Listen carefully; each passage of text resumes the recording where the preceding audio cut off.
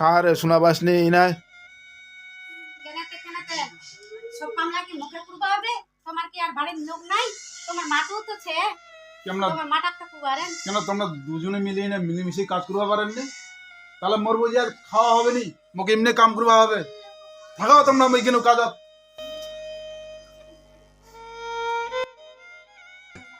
এই মাসের বুড়া বুড়িলা বার্ধক্য ভাতা টাকাটা উঠে আনা নাই, নালে ফের খরচা করে দিবে।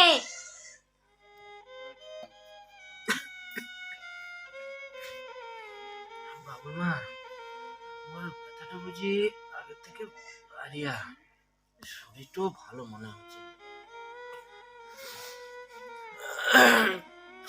কি করিম, হায় ভগবান। কি কর্ম কহ বাবু কহানে একটা ভালো ডাক্তার দেখবা হবে।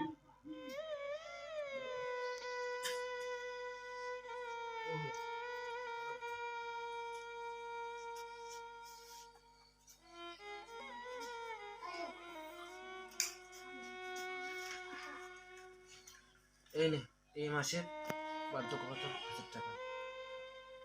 টাকাটা নিয়ে কি হবে?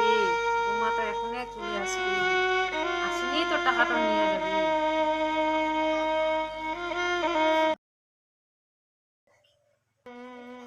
এবার কহু না টাকাটা না নে।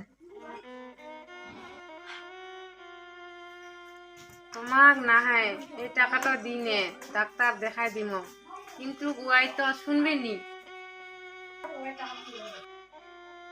মুই জানু ওয়াই টাকাটা নিয়ে নিবে।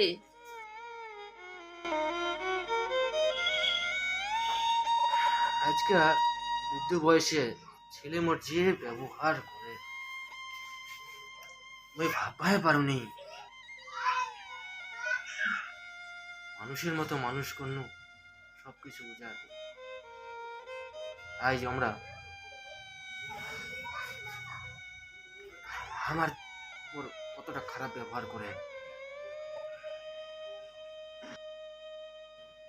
একটা ভালো ঘর দেখি দেহা দিয়া মেয়েটো গানু ভাববা পারুনি যে মেয়েটো এরকম হবে।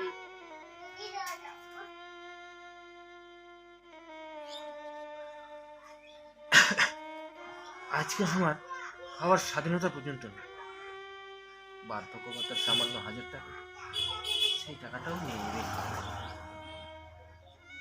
যাই হোক, তোমরা বসো, তোমার খাবার আনি দিই।